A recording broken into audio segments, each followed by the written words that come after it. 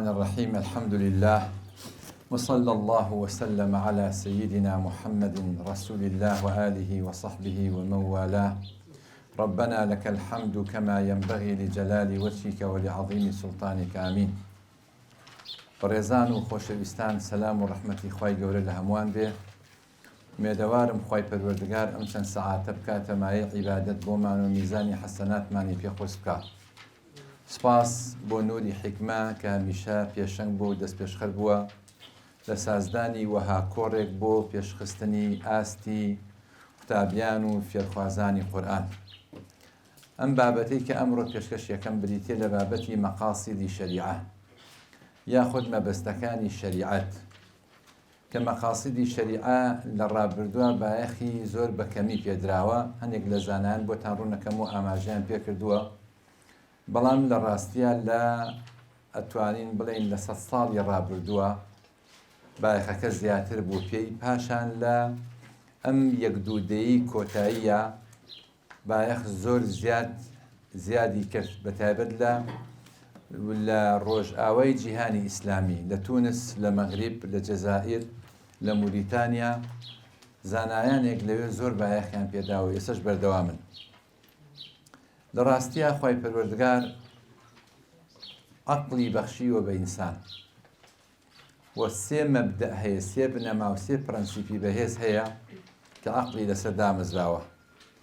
یەکەمیان سەبەبیەیە، دووهەمینیان غائیەیە، سێمینیان عەدەمت تەناقوضە. سەبەبی ئەوەیە کە ئینسان بۆ ڕوودانی هەر کارێک ئەبێ سەبەبێکە بێ.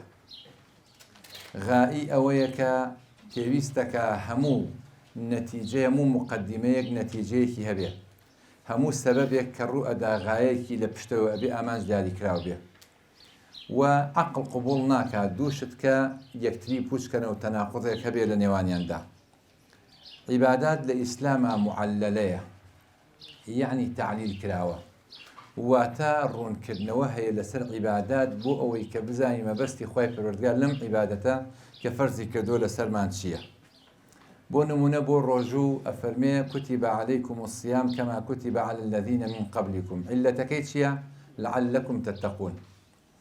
یاخود بۆ نوێژ ئینە الصەلاتە تەنها عن الفەحشاء والمونکەر، ڕێگریەکە لە کاری فاحیشە و لە کاری مونکەر و خراپەکاری و خۆرپەی خراپ و تەفکیر و بیرکردنەوەی سلبی و پەیوەندیەکی بەهێز و تۆکمە لە نێوان ئێمە لەگەڵ خوای پەروەردگار دا ئەمەزرێنێ. لە ئاینەکانی ترا عیبادات کە هەندێک توقوسیان هەیە تعلیل نەکراوە، حیکمەتەکانی دیاری نەکراوە، مەبەستەکانی لێکدانەوەی بۆ نەکراوە، بەڵکو کۆمەڵێک توقوس و تەمتەماتەوەکو لە زمانی عەرەبیا پێوتێ کە هیچ معنایە نایە بەدەستەوە. نازانی بۆچی واکات، نازانی بۆ کوڕنووشێکە با بۆ پتێک، نازانی بۆ کوڕنووش بۆ ئاگرێک ئەبا، نازانی ئەو توقوسانی کە هەیە لە هیندۆسی، لە سیغ، لە هەموو ئەدیانەکانی تراکەوە یا ئینحراف کراوە یا دینی وەزعی ئینسانەکانە. نوێژ تعلیل کراوە. گەورەترین ئەو شتێک کە لە دینایە ئەوەیە کە ئەعتیمادی لەسەر وازعێکی داخلیە، ئەعتیمادی لەسەر ویژدانێکی ناوخۆی ئینسانە، ناوخۆدی ئینسان. بەڵام گەورەترین نوقسانی لە دینە وەزعیەکانە ئەدیانەکانی ترا بریتیە لەوەی کە ئەعتیمادیان لەسەر ڕادعێکی خارجیە. فەرق زۆرە لەسەر لە بینی وازعێک کە داخلیە کە ئیسلام ئەعتیمادەکاتە سەر لەگەڵ ڕادعێکە خارجیە. یەکەمیان مرۆڤ ئەجوڵێتەوە لەژێر ڕقابەی خوای پەروەردگارە، دووهەمینیان بەهێزی قانون و سزادان و کامێرایە کە چاودێری ئینسانەکانەکە. ئەم دوانش فەرقیان زۆرە. ئیبن عومەر ڕەزا و ڕەحمەتی خوای لێبێ جارێکیان لەگەڵ دۆستێکی خۆیان ڕۆشتن بۆ دەشت و دەر، لەوێ شوانێکی بینی ڕانەمەڕێکی ئەلەوەڕان. پرسیاری لێ کرد، وتی پێویستیمان بەمەڕێکە پێمان بفرۆشە. وتی ناتوانم. وتی بۆ؟ وتی چونکە هی من نییە، هی خاوەنەکەیەتی. وتی پێمان بفرۆشە، پارەکەت ئەینێ و بڵێ گورە خواردی. وتی ڕاستیەکەی من پێویستم بە پارەکەی هەیە کە لێ وەرگرم، بە خاوەنەکەشی بڵێ مەڕێک لە مەڕەکان گورە خواردی باوەڕم پێکا، بەڵام ئەین الله، ئەی خوا لەکوێیە؟ ئیسلام ئەوەی ئەوێت مەقسەد و غایەی ئیسلامش لە ئەسڵا ئەم حاڵەتەیە تلك الدار الآخرة نجعلها للذين لا يريدون علوا في الأرض ولا فسادا والعاقبة للمتقين عاقبة سرنجام بو تقوى كارانا تقوى كارانش كاريان أوي خوان بپارێزن سنوورە قەدەغەکراوەکانی خۆی پەروەردگار نەبەزێنن ئەوە بریتیە لە تەقوا وەکو زۆربەتان حتمەن ئەیزانن لە گەورەترین دەوڵەتە بەهێزترین و دەوڵەمەندترین دەوڵەتە ئەگەر کارەبا ببڕێ زیاتر لە 200 کارەبا ببڕێ بۆ چەند سەعاتێک زیاتر لە 200,000 جەریمەی دزی ڕوئەیە چونکە کامێراکان لە کارەکەون ناتوانن کەوا چاودێری ئینسانەکان کەن وەکو پێویست لەبەرەوە ابن القيم برحمة بيا أخوة أفرميه الشريعة رحمة كلها عدل كلها مصلحة كلها هموي مصلحته هموي عدالة دادقرية جاء فرميه هل اشتيكش وحكمة كلها كافرميه هل اشتيكش لمصلحة لايدا بو مفسدة أو لدين النية أجر هزار تأويل شي وبكري هر کارێکش لە ڕەحمەت لایدا بۆ قەسۆت و دەڕەقی ئەوە لە دین نییە ئەگەر هەزار تەویلی بۆ بکرێ هەر کارێکش لە حیکمەت لا بدا بەرە و عەبەسیەت ئەوە لە شەریعەت نییە ئەگەر هەزار تەویلی بۆ بکرێ چیش لە عەدل و دادگەری لا بدا بڕوا بۆ جەور و ستەم بۆ زوڵمکردن ئەوە لە شەریعەت نییە ئەگەر هەزار تەویلی بۆ بکرێ 1000 تەویل بێنیت شریعت بۆی شریعەتی پێ لەکەدار بکەی ناتوانیت شتێکش لەکەدار بێ لە شریعەت نییە چونکە خوای پەروەردگار شریعەتی بۆ بەرژەوەندی ئینسانەکان ناردووە لە بینی خەڵکێکا جیاوازیەکیان ناکرد هەتا ماوەیەکش لە نێوان مەسلەحە لەگەڵ مەقسەد دوو دەستەواژەی لێک گیان بەڵام لە مەزموونا یەکن شتێک بێنە نیسبەت بەخوا مەقسەدە نسبت بە ئینسان مەسلەحەتە هەمان شتە بۆیە خەڵکی جیاوازیەکە لە نێوانیانە جیاوازی نییە نسبت بە خوای پەروەردگار نوێشکردن مەقسەدە بەڵام نسبت بە ئینسان مەسلەحەت و بەرژەوەندیە ئەگەر بێت و بە ئەنجامی بگەێنێ بۆیە هەر کەسێک داوە بکە بۆ لای خوای پەروەردگار بە ناوەڕۆکێکی پێچەوانە و دژبەیەک بە ئوسلوب و شێوازێکی نازانستی و نائەکادیمی ئەمە پێی ناوترێت بانخوازی پێی ناوتێت بانکردن بۆیە زانایان ئەفەرمون المدعو إلى الله بهذه الطريقة لا يعد عند الله مبلغا بشوازك جوان حكمة مقاصدي نبيت أجر خلقي بامكي بودين تي ناوت يكتو بانقواز كردو أو كسج مبلغ نية كواتا ڕاستە ئەرکێکی زۆر گەورەی لەسەر شارمان ئەو داوە بانگەوازە بەڵام ئەبێ بزانین بەرپرسیارەتێکی گەورەیشە جاری وایە یەک لەفز یەک کەلیمە قسە گەورەترین گۆڕانکاری لە ژیانی ئینسانەکانە دروستەکە جارێکیان لەگەڵ برادەرێکا کەوتینە مناقەشە و دوعامان کرد ئەو خەڵکە هەموو خوا هیدایەتی با بۆ نمونەم خەڵکەی کوردستان هەموو خوا هیدایەتی با و بچنە بەهەشتەوە پێی ناخۆش بوو وتی من ئەم هەموو ئیشەم کردووە هەموو عیبادەتەم کردووە بچمە بەهەشتەوە ئەو ژۆکم بچێتە بەهەشتەوە ئەوە جۆرێکە لە حەسوودی خوای پەروەردگار ئەو نەزعەی پێ قبوڵ ناکرێت بۆیە ئەبێ ئێمە خێرمان بێ بۆ بەشەریەت هەر هەمووی بەو ئەندازەیی کە ڕەحمەتی خوای پەروەردگار هەموو گردوونی گرتوتەوە و بەهەشت پانتاییەکەی هێندەی زەوی و ئاسمانەکانە ئامادەی کردو بۆی کە خەڵکی تێبچێ ئینسان ئەبێ بۆ نیەتەوە بانگەواز بکە و خەڵکی بانکە بۆ لای ئەو شەریعەتە کە هەمویان ڕزگاریان بێ لە سووریا مامۆستایەک لە شەوی قەدرا ئەگەڕایەوە بۆ ماڵەوە بۆی پارشیۆ بکە سێری کرد چەند گەنجێک خەریکی گاڵتە و گەپ و فشقیات و ئەو جۆرەشتانن بەو نیوەشەوە لەبەر دەرگا و کۆڵانە دەسەکانی بەرز کردەوە وتی خوایە چۆن لە دنیاە دڵخۆش کردوون لە قیامەت ئاوا دڵخۆشیان کەی نەفەری لەگەڵ یابووتی بۆڵێ مامۆستا چۆن ئاوا دوعاکەی یەوتی ئینسان بەچی دڵخۆشە بێت لە قیامەتە بەکاری چاکە نیەوتی بڵێ دوعاکەی من ئەوەیە کە تووشی چاکەیان کەی وان لێ بکەی خوای تەعالا بە خۆتەوە مەشغوڵ و سەرقاڵیان کەی تاخۆ لە قیامەتیشا بەختەوەر و دڵخۆش بوون. بۆیە ئێمە ئەکرێ فەرمان بکەین بە خێزانەکانمان یاخود بە مناڵەکانمان ئەرکێک کە لەسەریانە جێبەجێکەن یا ئێمە ئەرگەکەیان بۆ دیاریەکەین. بەڵام ئەگەر لێگەڕی بانگێکی حکمە بۆشە جێبەجێەکە بەڵام بەنابەتڵی بەس ئەگەر حکمەتەکەی بۆ ڕوونکەیتەوە باشتر جێبەجێەکە. کوڕەکەم فەرموو ئەو کارە بە ئەنجام بگەێنە، حکمەتەکەی ئەوەیە ئەو کاتە باشتر جێبەجێەکە، ئەشتوانی بیسەپێنی بەسەریا کامیان باشترە؟ بێگومان ڕێگەی دووەم باشترە بۆی کە حکمەتەکەی بۆ ڕوونکەیتەوە. بۆیە ئێمە دین سنوورەکانی کە دایناوە بریتێ لە سنووری سەلامەتی، وەکو چۆن حەقلێکی ئەلغام هەیە یەک لافیتە هەڵواسراوە لەوحەیەک هەڵواسراوە، ئەم شوێنە مەترسیە نەی بەزیێنی چونکە ئەلغامی تاپیا تاتەقێتەوە. سنوورەکانی ئیسلام ئەحکامی ئیسلام بەو شێوازە ئێمە سێ دەکەین.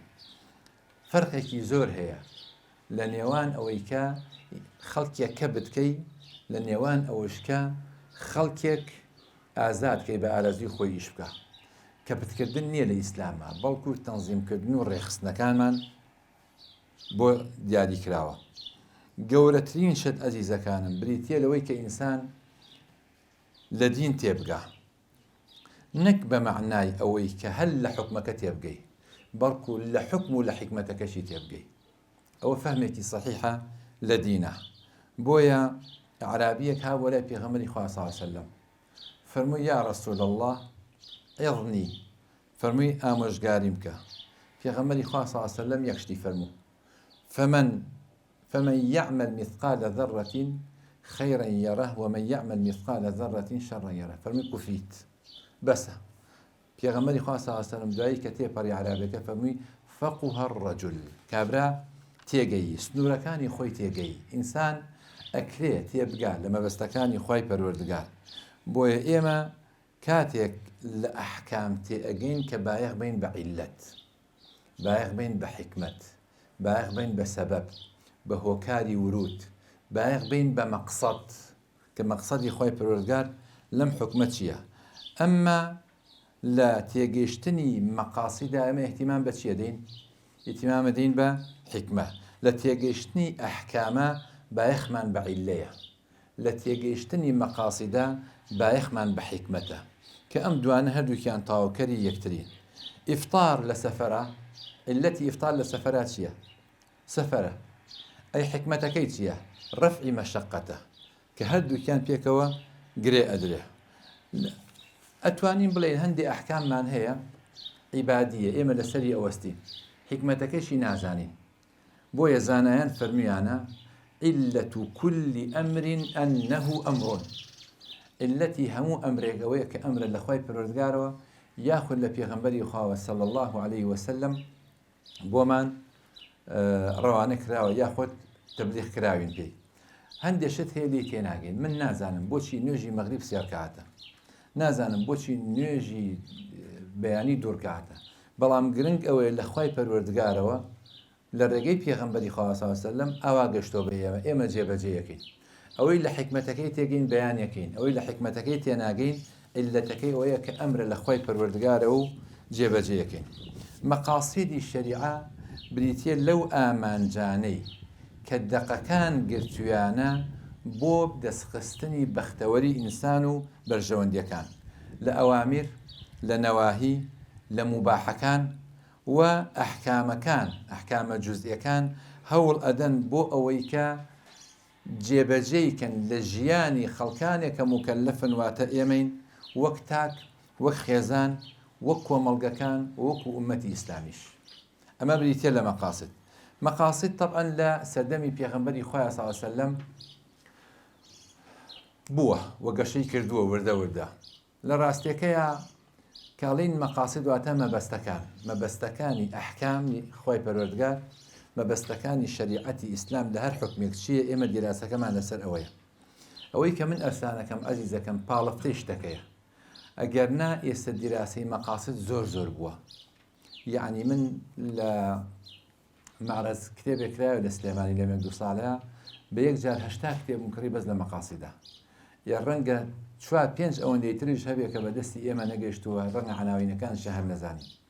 بەڵام حقەتەکەی ئەوەیە لە سەردەمی پێغەمبەری خوا صلی الله علیه وسلم هەر لەگەڵ نزولی وەحیا مەقاصد ئاماژەی پێکراوە و هەبووە لە سەردەمی پێغەمبەری سەڵات وەسەلام لە غەزوەی خەندەق کاتێککە پێغەمبەر عەلەیهی سەڵات وەسەلام لە جەنگەکە کۆتایی پێهات گەڕانەوە بەرەو مەدینە بڕۆن پێغەمبەری خوا صلی الله علیه وسلم فەرمی من كان منكم يؤمن بالله واليوم الآخر فلا يصلين العصر إلا في بني قريظة فەرمووی هیچ کام لە ئێوە نوێژەکەی نەکات نوێژی عەسر لە بەنی قوڕەیظە نەبێ لێرەیە ئەمەی پێغەمبەری خوا صلی الله علیه وسلم ئەمرە فەرمانێکە و کردوێتی پێویستە جێبەجێ بکرێ بەڵام لە ڕێگە سەحابەکان بوون بە دوو فەریق بوون بە دوو تیم تیمێکیان لە ڕێ نوێژەکەیان کردوتیان نوێژەکەمانە چێ ئەبێ فریا بکەوین تیمێکیان نوێژەکەیان نەکرد وتیان ئەمری پێغەمبەری خوا صلی الله علیه وسلم ئەوێ بچین لەوێ نوێژەکە بکەین کە گەیشتنە ئەوێ باسی پێغەمبەری خوا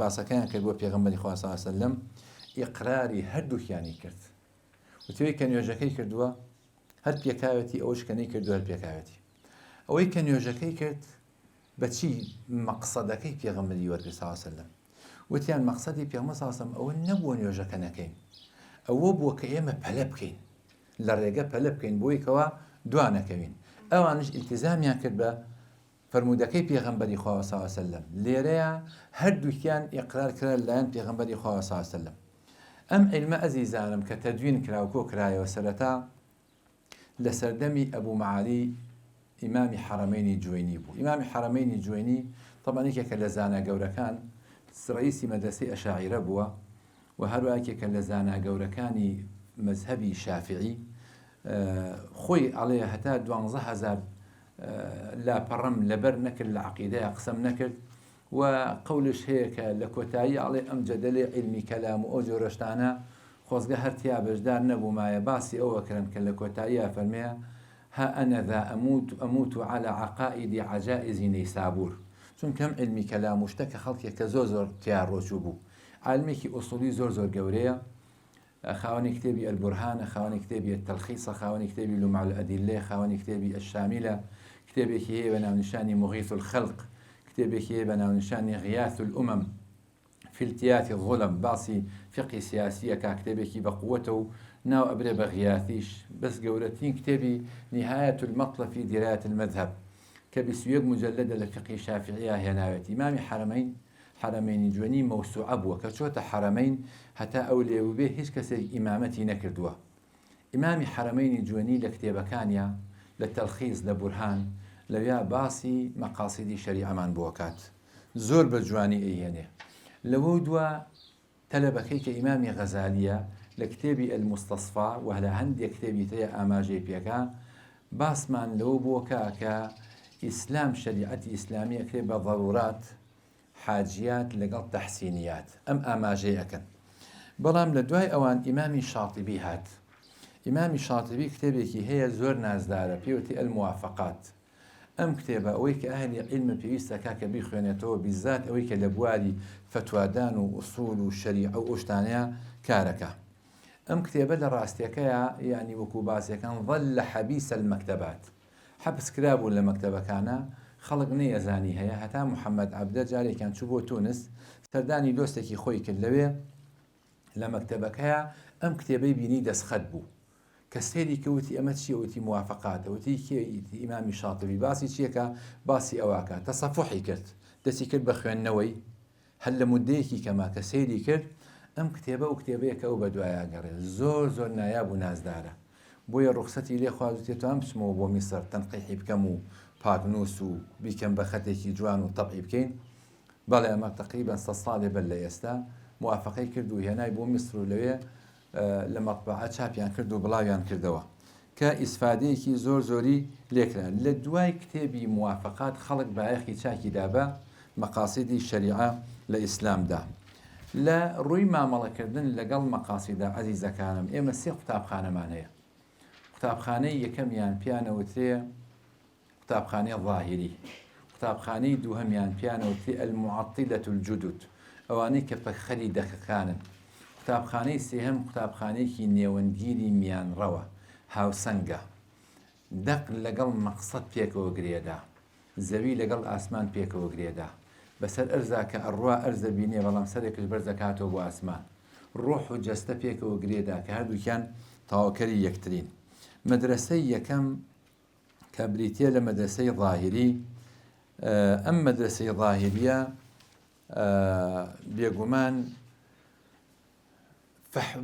دەقەکە وەرئەگرن بەبێ لێکدانەوە و ڕۆچوون بۆ بەناو مەقاسیدی دەقەکانە ئەمەش تەبعەن ئەم مەدرسە کێ دایناوە داودی ظاهری دایناوە ئەیکێ تەدوینی مەدرسەکەی کردووە ئیبن حەزمی ظاهری ئیبن حەزمیش یەکێکە لە عەلامە گەورەکان ڕەنگە ناوتان بیستە بێ خۆی دەسەڵاتدار بووە بۆ معلوماتشتان لە تەمەنی 26 ساڵیا فێری عیلم بوو لە تەمەنی 26 ساڵیا وەکو لە مقدمەی کتێبی الإحكام في أصول الأحكام ئیبن حەزمی ظاهریە هاتووە باسی ئەکاڵێت چووە مزگەوتێکەوە بۆ نوێشکردن لەسەر جەنازە بەر لە عەسر بوو یەکسەر دانیش دوور کە نوێژی تەحیەت المەسجیدی نەکرد پیاکی بە تەمەن لە نزیکیا بوتی ئاوا وەکو ڕەخنەی لێگرت وەکو چۆن بڵێ بۆ نەزانی داوەشەی نازانی تەحیەت المەسجید سنەتێکی مؤکدەی پێغەمبەری خوا صلی الله علیه و سلم کە هاتوۆتە مزگەوت و سنەتی کردو دوورکە نوێژ هەستا دوورکەکە بکەوتی دانیشت کە دانیشتی تازە نابێ لە دوای نوێژی عەسر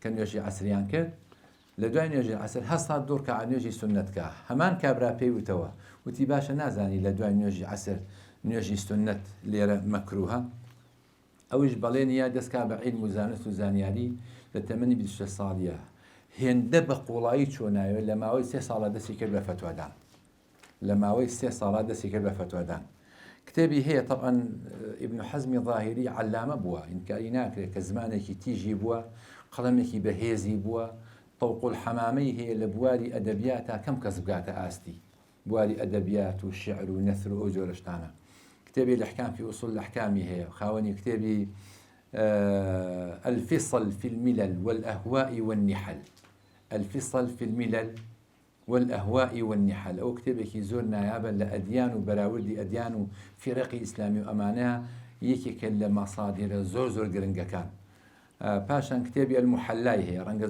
زۆرێکتان بینی بێتان کە لە فقهایە تەدوینی مەذهبی ئیمامی ظاهری کردووە ئەوەی کە جێی سەرنجە ئەمان دەق وەرەگرن مامەڵە لەگەڵ مەقسەد و فەحوا و مەفهوم و ئەو جۆرە شتانەیە زۆر ناکەن دەقەکە وەرئەگرن بەو شێوازەی کە خۆیان لێی تێگەن و جێبەجێ یەکەن بۆ نمونە عەلامەیەکی وەکو ئیبن حەزمی ظاهری بەڕەحمەت بێ لە مەسەلەی زەواجە پێغەمبەری خوا صلی الله عليه وسلم ئەفەرمێ البکر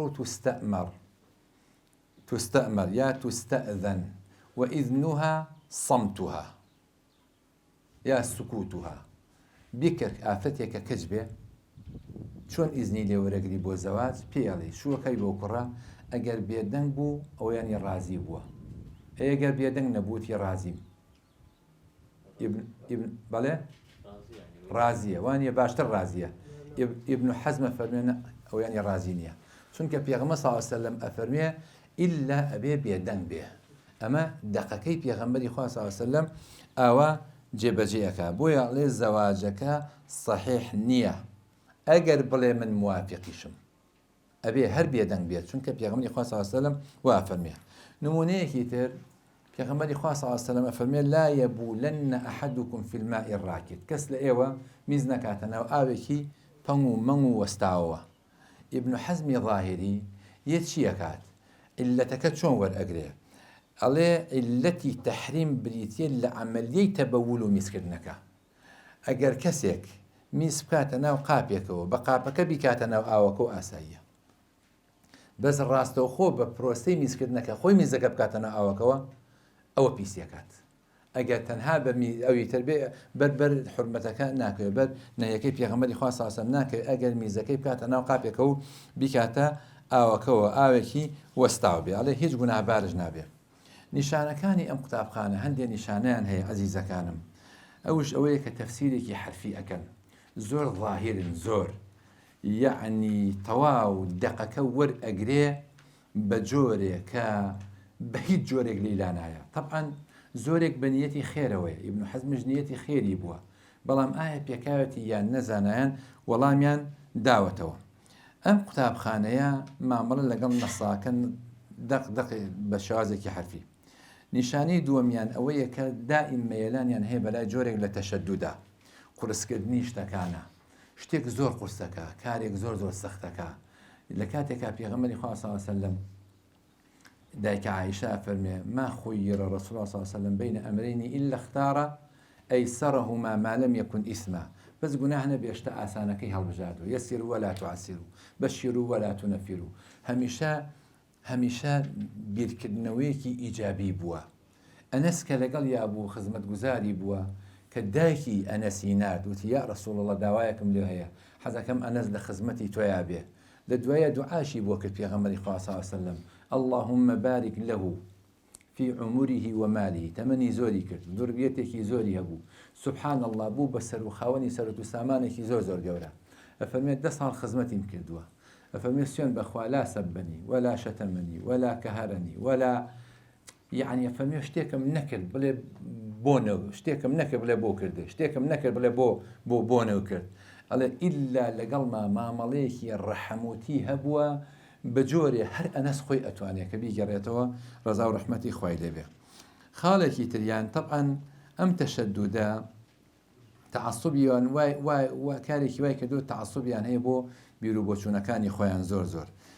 محەممەدی غەزالی لە میسر قسەیەکی هەیە فەرمێ هؤلاء قوم تدينوا في السبت وقرأوا في الأحد ونصبوا أنفسهم أمراء على جماعات أو على الجماعات في الاثنين. يعني شەمە دەسەکا بەخوێندن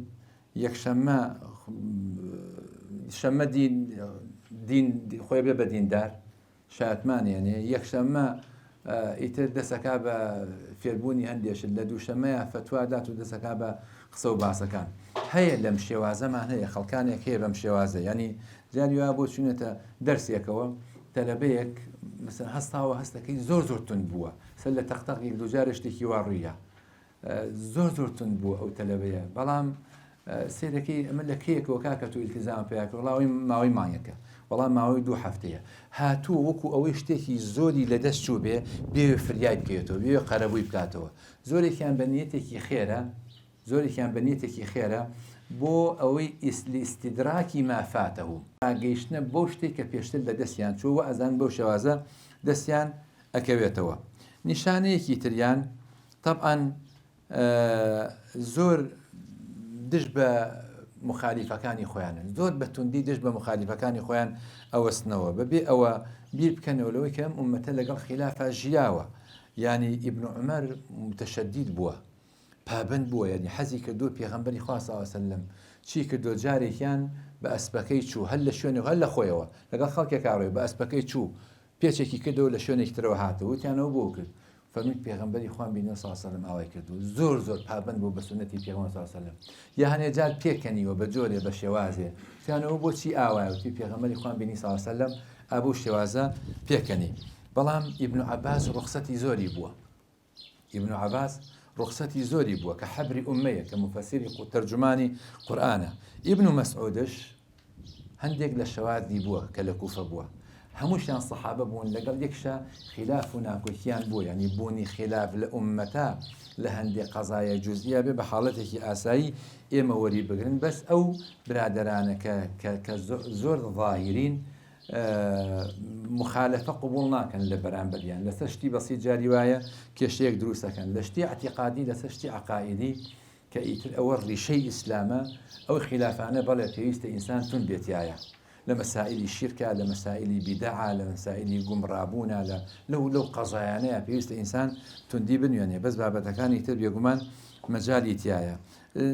خاڵێکی تر مخالفینی خۆیان زۆر بە توندی تەجریحەکەن برینداریانەکەن جاری وایە ئەگاتە حەدی تەکفیر و بە کافردانان بەبێ ئەوە بسڵەمنەوە لە تەکفیرکردنی خەڵکی. خاڵێکی تر هیچ گویان لەوە نییە لە مزگەوتێکا بۆ نمونە فیتنە و ئەو جۆرەشتانە ڕووبا لەسەر بانگدانێ لەسەر شێوازی قامەتێ لەسەر شتێ ئێمە خەڵکێکی زۆرمان هەیە کە زۆر پابندن بە سنەتی پێغەمبەری خوا صلی الله علیه وسلم لە مزگەوتێکا کە مخالفەیەکە بینن بە حیکمەت ئەچن پیان ئەڵێن کاکە ئەم زیکرە ئاوا ناکرێ ئەو بانگە بە ئەو سەڵایی لە دواوە نەبێ ئەم شتە ئاوا ئەو شتە ئاوا بە حیکمەت و بەدانایی شتەکە ئەگەیەنێ ئەمە کارێکی زۆر چاکە بەس هەیە زۆر بە توندی ئەگەیەنێ فیتنە و مصیبەت دروستە بێ لە نەو چەند مزگەوتێکا دروست بووە بەبێ ئەوە گوێ بن بۆی کە فیتنەی تائیفی مەذهبی دروست ببێ.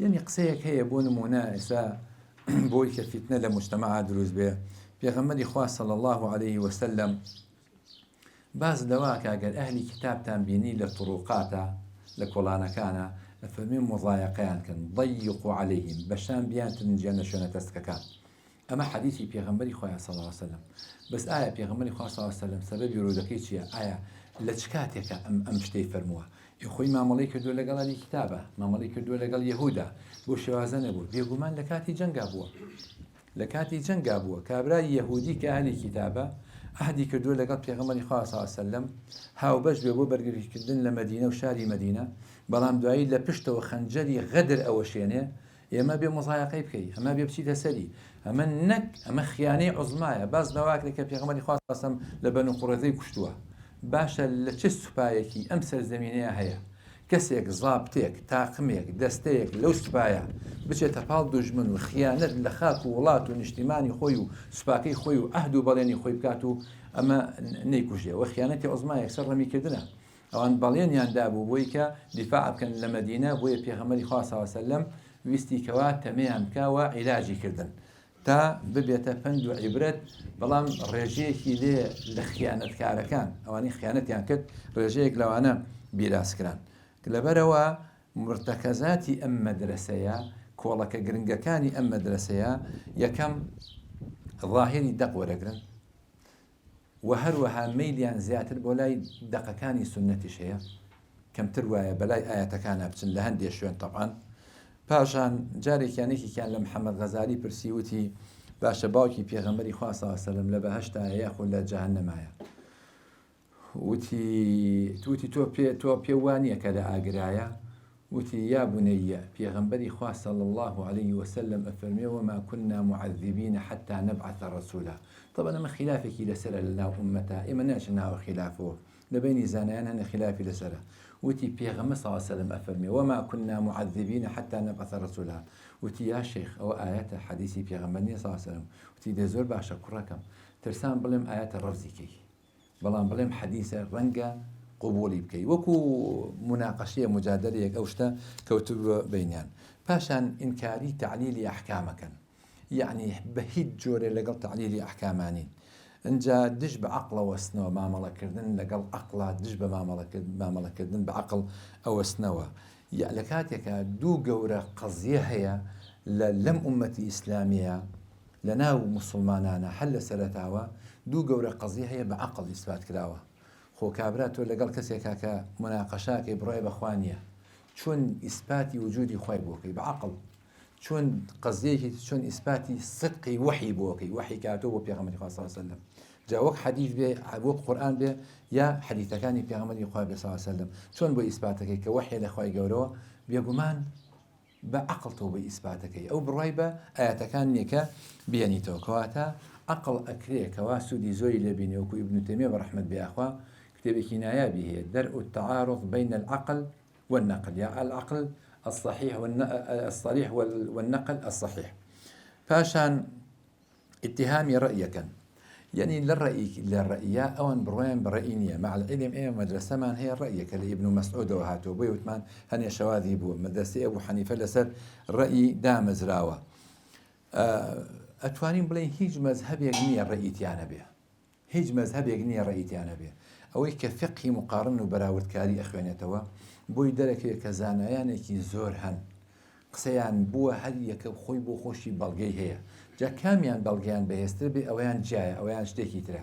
بەڵام هەموو مەذهبەکان ڕەئیان هەیە تەحلیلەکە بە چیەکە بە عەقڵیکە یعنی بۆ نمونە تاریکی سەڵات ئایا کافرەیە کافر نییە خلافی تەیە لە بینی زانایانەوانە پیغمبر خوا صلی الله علیه و سلم فرمی العهد الذي بيننا وبينكم الصلاة فمن تركها فقد كفر يا الصلاة عماد الدين فمن تركها فقد كفر بو نيوجوا علين زانایان بلان بو رجوان علين بلان بو زكاة يكسى تكفيري ناكن بلان بو حج كنيكات ونمونة تكفير ناكري بس بو نيوش اگر نيكا زانایان هاتون زورك لزانایان تكفيريان كردون هنديك طبعا تساهلي زياتريان عندهم لكتابي مغني وشرحي كبير كي ابن قدامي مقدسية يكيك لجورتين كتابي فقهي براوتكار يركز بي خانتوا ابن قدامي مقدسي لكتابي مغنية كشرحي كبير شي لسرا باس لە کۆمەڵێک شتەکە یەکێک لە باسی تاریکی سەڵاتە ئەو خۆی لەگەڵ ئەوەیە کە تاریکی سەڵات کافرە بەڵام پرسیارێکی بۆ دروست بووە ئەڵێ ئەو کەسەی کە تاریکی سەڵاتە کافرە بێ کافر ئایا لە مەقبەری موسڵمانانە ئەنێژرێ یا غێری مەقبەری موسڵمانان تەبەنەبێت لە غێری مەقبەرا بێت چونکە کافرە بێ وانە ئەڵێ بە درێژایی مێژوو بۆمان بێننەوە ئەمە خۆی لە ئیبن قوداما فەرمێ بۆمان بێننەوە کەسێک لەبەر ئەوەی نوێژنەکەر بووە لە غێری مەقبەری موسڵمانانە نێژرا بێ ئەڵێ بۆم بێننەوە ینی ئەو تەساؤلاکە کەواتە ئەمش بەڕێی وەری ئەگرێکە ئەو حەنبەلیە ئەوان لە حەدیث کەمتر وایەکە لا بدەن انتهاجی تەشەدودیان هەیە لە ئەحکامە لە ئەحکامە زۆر متشددن يعني يسبون منا ئەلبانی ئیمامی ئەلبانی بەڕەحمەت بێ ئەخوا کێکێکە لە پیاوە زۆر بەتواناکان بەتایبەت لە بواری فەرموودەناسیە خزمەتێکی زۆر گەورەی کردووە بەم ئومەتە ئەتوانم بڵێم لە سەردەمی ئەو خەڵک هات باەخێکی زۆریاندا بە حەدیث ئایا مە صەحیحە مە ضەعیفە ئەو سالە سەمین بەرەکانەوە ئەخوێندایەوە ئەحادیثی وە ئەخوێندایەوە لا ئەسڵە لەه ولا ئەساس هەر قوربەسەر جاری وایە پێیەتە پێکەنین یەقینی هەیە کە پێغەمبەری خوا صلی الله علیه و سلم ئەم جۆرە قسانەی نەفەرمووە طبعا زانای تریش کردوانە الآلي المصنوعة في الأحاديث الموضوعة ئیمامی سیوطی حەدیثە مۆزوعەکانی هێناوە زانایانی پێش ئەوش لە ئیبن سەلاحی شارە زوریەوە لە ئیمامی عراقیەوە لە ئیبن حەجەری عەسقەلانیەوە ئەمە زاناگەلێکی زۆرن خزمەتی زۆریان کردو بە فەرموودە بەڵام لە سەردەمی نوێ ئیمامی ئەلبانی تەفرێکی بەهێزیدا چونکە ئیهمال کرابوو دیراسی حەدیث ئیهمال کرابوو بەڵام لە سەردەمی ئەوە زیندوو بۆ کێسە بایەخێکی زۆری پێدێ کتێبێکی بە ناونیشانی تەمام المنة في التعليق على فقه السنة أما كتابك يا إمام ألبانيا رخنا لسيد سابق أجري عليه الزكاة جائزة لعروض تجارية الزكاة جائزة عليه اعتمادي كدو تسر هندي حديثي ضعيف سيد سابق كتابي فقه السنة زانيان هاتون ولامي أدنولن إمامي ألباني برحمة بيه زور بهاليات شو عروض تجارة شيء عروض تجارة كسيك كومبانيا يكي هي 1000 شۆفلی هەیە 1000 حەفاری هەیە 1000 گەڵابەی هەیە بە چەندین مەعمەری قیری هەیە باشە ئەمە ئەچێ بوای چەند بۆ نمونە بای ملیاری دۆلار بە 1 ملیار دۆلار لە عروضی تیجاری هەیە کەسێکیش 2 تەن زەکاتی هەیە گەشتۆتە حەدی نیساب 2 تەن گەنمی هەیە ئەبێ 1 لە سەردەی با عوشرەوانیە ئەبێ عوشری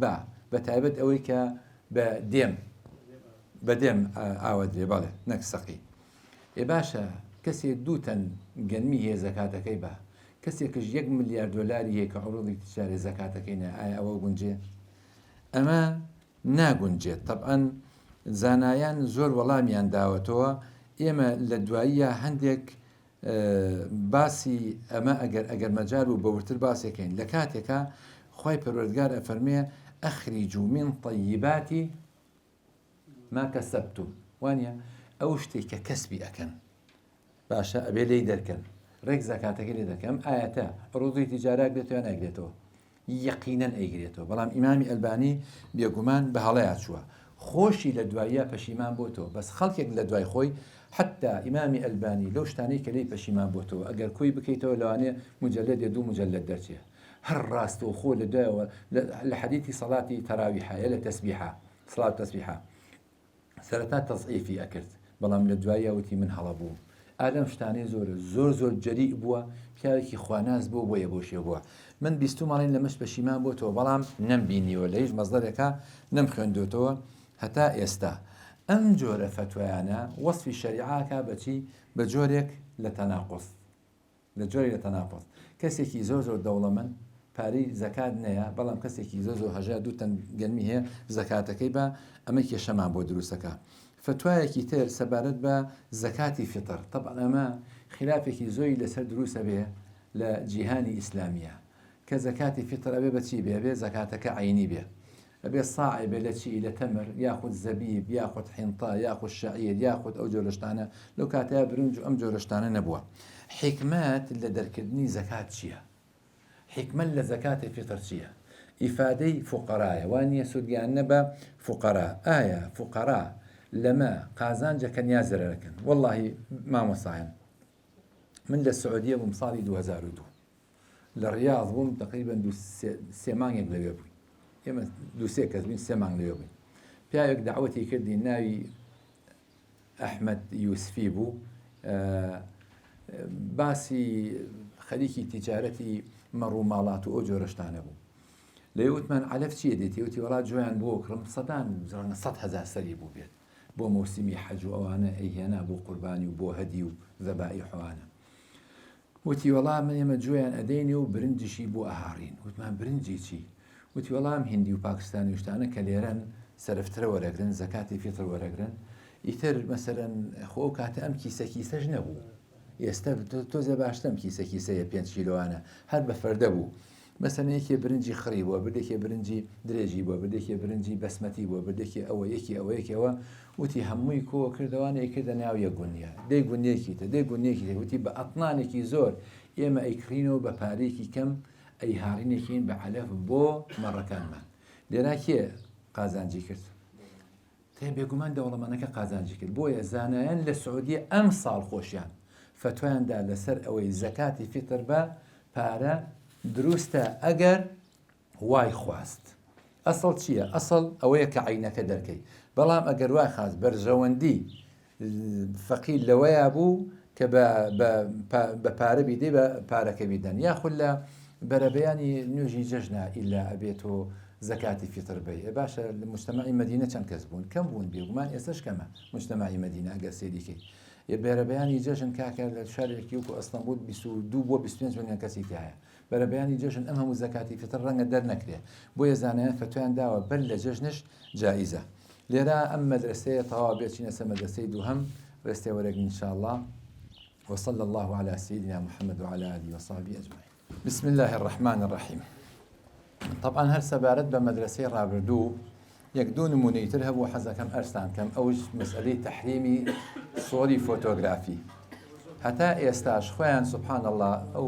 جەماعەتانە لە تەلەڤیزیۆنەوە دەرەکەون محاضراتیان هەیە بەڵام بۆ ڕسمگرتن ئەڵێن ڕسمگرتن حرامە ئەڵێ مۆبایل کەسی ڕسمی تایە بە یا مۆبایلەکەی بشکێنە یاخۆ بیسرێتەوە هەیە لامان هەیە لە مەنتەقەی گەرمیان و ئەوانە ئەم جۆرە قسانە هەیە باشە خۆ تەسویر لە ئەسڵا ڤیدیۆ لە هەموو چرکەیەکا 36 ڕسمەگرێ ڤیدیۆ چییە؟ لە هەموو چرکەیەکا 36 ڕسمە ئیتر ئەوش هەر سوورەی فۆتۆگرافیە نازانم بۆچی بە برادەرانە بەو شێوەیە مامەڵەکەن یاخود فتوایەکیان هەیە ئەڵێن ذهبی محەلق کە بازنەی بێ بۆ ئافرەت حرامە بۆ پێغەمبەری خوا صلی الله عليه وسلم جارێکیان بە دایکی عایشەی فەرموو ئەتوحبینە ئەن یوسەویرەکی الله بهما في ناری جەهەنەم یعنی بۆ دوو بازن لە ئەسڵا ئەوە بوو کە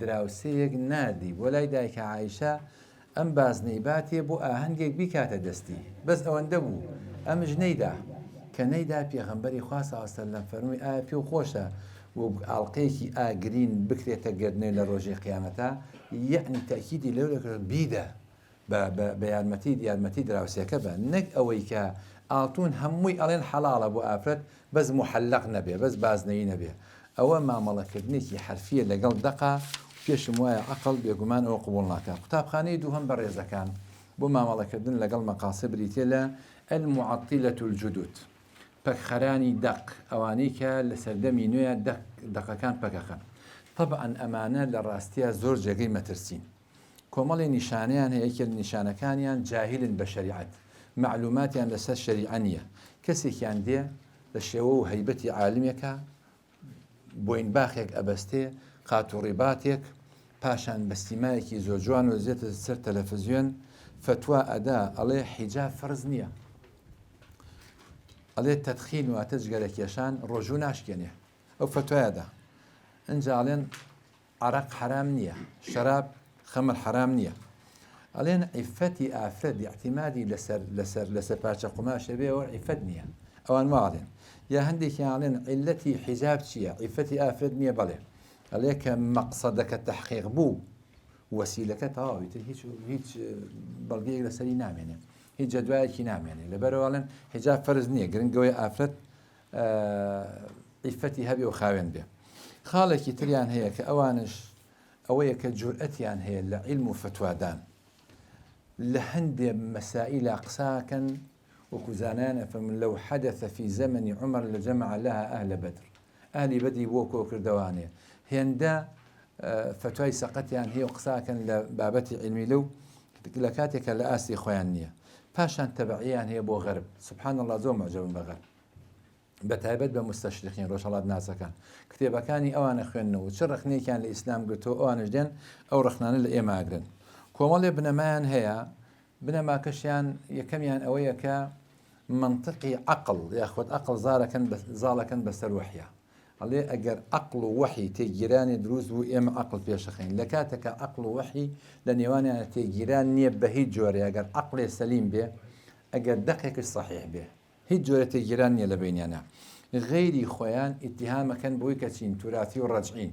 کۆنە پەرستن کۆنە خوازن ئەمە وشەی سەرزاریانە لەگەڵ زۆر کەسا کە دانیشن هەن لەم شێوازە ئێستا هەن لەم شێوازە ئێستا هەن لە کۆمەڵگەی خۆمانە زۆر و بایەخشیان پێدرێ و هەندێک لە هەندێک کەناڵەوە زەمینە سازیشان بۆ کرێ ئیدعای ئەوەکەن کە ئیمامی عومەر دوو حکمی تعتیل کردووە یەکێک لەوانە حەدی سەریقەی نەهێشت تعتیلی کرد دووهەمیان سەهمی المؤلفەتی قولوبهمی نەهێشت لە کاتێکە ئیمامی عومەر تعلیقی کردووە نەک تعتیلی کردووە ئەوش لە مەسئلەی سەریقەیە حاتەبی کوڕی ئەوی بەلتەعا هەبوو چەند عەبدێکی هەبوو عەبدەکانی زۆر برسی بوون چون وشتری کابرایەکیان دزی سەریان بڕی و خواردیان و ئەوکەی ترشیان برد دوایی کەشف بوون کە عەبدەکانی حاتەبی کوڕی ئەوی بەلتەعا شکاتیان لێکرا ئیمامی عومەر بانگی کردن ئیمامی عومەر دەستی نەبڕین بۆ چونکە عامل لە ساڵێکی مەجاعە و برسێتی و ڕەش و قات و قڕیا بوو پاشان ئیمامی عومەر بۆی بژارد وشتەکەی لە بەیتولمال بژارد بۆ کابرا دوای ئەوە حاتەبی بان کرد وتی تۆ برسی و کردوون تۆ کەسێکی خواپێداوی و دەوڵەمەنی ئەم جارە عەبدەکانت لە برسا ئەگەر دزی بکەن من دەستی تۆ بڕم سەری حکمەکە ئەگەر عەبدەکانت دزی بکەن ئەم جارە من دەستی تۆ بڕم سەهمی مؤلفەی قولوب ئەویش حکمەتەکەی چی بوو ئەوەی کە ئیسلام شەوکەی بەهێز نەبوو بوو زۆ زاڵ نەبوو لە گۆڕەپانەکە و ساحەکەیە چیان کرد هاتن سەهمێکی بۆ ئیسلامە سەهمێکی بۆ دیاری کرا والمؤلفة قلوبهم وفي الرقاب مؤلفە بۆ ڕاگررتنی دڵی خەڵکانێکە سەرۆک عەشرەتێکە دەسەڵاتدارێکە سەهمێکیان داوەتێ بەسکە ئیمامی عومەر هاتە سەر حکم دەسەڵاتی پێیا کرد وتی پێویست ناکایێتر ئەو سەهمیان نادەینێ هۆکارەکەی ئەوە بووە نەک ئیمامی عومەر کە تعتیلی دەقەکەی کردبێ پاشان یەک کێشەی گەورەیان هەیە حکمیان بەسەر دەقا مەکانی و زەمانیە یاڵی نەم دەقە تاریخیە یعنی بۆ مێژوویەکی دیاریکرا و بۆ کاتێکی و شوێنێکی دیاریکراوە هاتووە بۆ نمونە ئەڵێن نوێش لە سەردەمی خۆیان خەڵک پاکوتەمیز نەبوو سابوون نەبووە و کوحول نەبوو ئەم جۆرەشتان نەبوو ئینسان خۆی پێ پاکاتەوە دیتۆڵشتیوە ئەو نوێژە فەرز کراوە لەم سەردەمی خۆمانە ئەوە هەیە پێویست ناکە کە ئینسان نوێژەکەی بکە هەندێک شت هەیە بۆ 1400 ساڵ لەمە پێش هاتووە کەڵکی ئەم سەردەمەی نییە بۆ نمونە ئەڵێن نوێش کات کوشتنە بۆ نمونە ئەڵێن ڕۆژوگرتن ئینتاج کەمەکاتەوە بەرهەم کەمەکاتەوە بۆ خەڵک ماندووە بێت لە کاتێکا ڕێک پێچەوانەیە ئینسان ئەگەر بێت و بە ڕۆژوو بێ لەوانەیە بتوانێت کاری زۆر باشتر بکە قوتابخانەی سێهەممان هەیە کە قوتابخانەیەکی میانڕەوە نێوەندگیرە هاوسەنگە ئەم قوتابخانەیە نەوەک قوتابخانەی یەکەم وایە حرفی نەگوە قوتابخانەی دووەم تەواو مەقاسیدی دەقەکان پەک بخە بەڵکو ئەمە هاوسەنگیەک دروستەکە لە نێوان هەردوو لایە نیشانەکانیان ئیمانیان هەیە بە شەریعە هەموو شەریعە ئەوەی کە شەریعەتی ئیسلامی هەموو بەرژەوەندیەکانی عەبدەکانی خۆی پەروەردگاری لە خۆیان کۆ کردوتەوە ئیمانی وایە ئەم مەدرسەیە کە بۆ هەموو حکمێ مەقسەدێک هەیە عیلەت لە قەسری سەڵا کورتکردنەوەی نوێژ بۆ کەسێک کە ڕێبوار بێ مسافر بێ چییە؟ بریتێ لە سەفەر بەڵام حکمەتەکەی بریتێ لە ڕەفعی مەشەقەت وەکو خوێنمەوە ئیمامی ئیبن القەیم بەڕەحمەت بیاخواکە فەرمێ الشەریعەة حکمة كلها عدل كلها مصلحة كلها رحمة كلها هەر جارێ بوو بە پێچەوانەکەی بۆ بەشێک نییە لە ئیسلام و ئیسلام ئەو شتە ڕەفز دەکا خاڵێکی سە بۆ نمونە یعنی خاڵێکی تر بریتێ لەوەی کە ئەحکامەکانی شەریعە هەندێکی لەگەڵ هەندێکی کۆکەیتەوە. بۆ نمونە بۆ فتوادان لە قەزەیەکە پێویستە هەموو ئاەتەکان کۆکەیتەوە. بۆ فتوادان لە بابەتێکی ترا پێویستە هەموو فەرمودەکانی پێغەمبەری خوا صلی الله علیه و سلم کۆکەیتەوە. مەسئلەی کورتکردنەوەی جلوبەرگ، مەسئلەی کورتکردنەوەی جلوبەرگ، پێغەمبەری خوا صلی الله علیه و سلم فەرمێ ما ئەسفل الکعبەینی ففی النار. بۆ نمونە ئەوەی کە لە خوار قوڵەپیەوە بێچێتە ئاگری دۆزەخەوە. باشە. ئیمامی ئەبوو بەکر ڕەحمەتی خوای لێبێ، ڕەزا و ڕەحمەتی خوای لێبێ، فەرمووی یا رەسوڵ الله ئەئەنە منهم، ئایا من لەوانەم کە جلەکەم دەخوا؟ فەرمووی نە، تۆ مەبەستی خوێلا نییە. کەواتە جلوبەرگێک درێژ بێ، مەقسەد پێی لوودبەرزی و فیز و تەکەبور بێ و بۆ خوێلا بێ ئەنجا چێتە ئاگرەوە. بەڵام ئەگەر وانە بێ ئەو حەدیسە شمولی ناکە. کەسێ جلەکەی درێژ بێ و مەبەستی پێ تەکەبور نەبێ. لە عورفی هەندێک مەملەکەت و وڵاتە وایە جلوبەرگە بێ درێژ بێ. لە عورفی هەندێک وڵاتە وایە کە ئەبێت جلوبەرگ کورت بێ. لە ناوچە گەرمەکان جلوبەرگ کورتە، لە ناوچە ساردەکان جلوبەرگ درێژە. هەندێک ئەحکام کە بۆ ئەوێ گونجاو ڕەنگە بۆ شوێنێکی تر گونجاو نەبێ و جیاواز بێ. دیدێکی هاوسەنگ و هاوهێزیان هەیە بۆ هەموو کاروبارەکانی دنیا پێکەوە. دین لەگەڵ دنیا هاوسەنگیەک دروستەکەن، بایەخدان بە ڕۆح لەگەڵ جەستە، بایەخدان بە زەوی لەگەڵ ئاسمان، بایەخدان بە دنیا لەگەڵ قیامەت، بایەخدان وەکو پێغەمبەری خوا صلی الله علیه و سلم کە بە حەنظەلەی فەرموو ولكن ساعة وساعة، ولكن ساعة وساعة. انجا فەرمی والذي نفسي بيده لو تدومون على ما تكونون عندي وفي الذكر لصافحتكم الملائكة في فروشكم وعلى طرقكم ولكن يا حنظلة ساعة وساعة. إسلام نوك مسيحية رهبانية كان كدنيا ترك كردبو راهبة كان نوكو يهودية كقيامة تركا وبايختن هابا دنيا با هدو كي بيك وقريدة. إمامي غزالي برحمة بياخوا فرمي دنيا بيويست بواكا كزور باخي بيبو چونکە کێڵگەی چاندنی تۆ بۆ ڕۆژی قیامەت لە دنیای ئینسان تاقیەکرێتەوە. بەڵێ مەساحەیەکی زۆر زۆر کورتی هەیە، بەڵێ نابێ بەزاڵ بێ بەسەر ئینسانە، بەڵام پێویستە بایەخی خۆی پێ بدرێت چونکە وەکو کێڵگەیە ئەگەرنا ئەم ژیانە بە بەراورد بە ڕۆژی قیامەت زۆر زۆر کورتە، هیچ مانایەکی نییە. سەیریکەن لە قورئانە خوای پەروەردگار سوورەتی مؤمنون ئەفەرمێ لقد خلقنا الإنسان من سلالة من طين ثم جعلناه نطفة في قرار مكين ثم خلقنا النطفة علقة فخلقنا العلقة مضغة فخلقنا المضغة عظاما فكسونا العظام لحما دعاء ثم أنشأناه خلقا آخر فتبارك لدعاء وفرميتي ثم إنكم بعد ذلك لميتون ثم إنكم يوم القيامة تبعثون.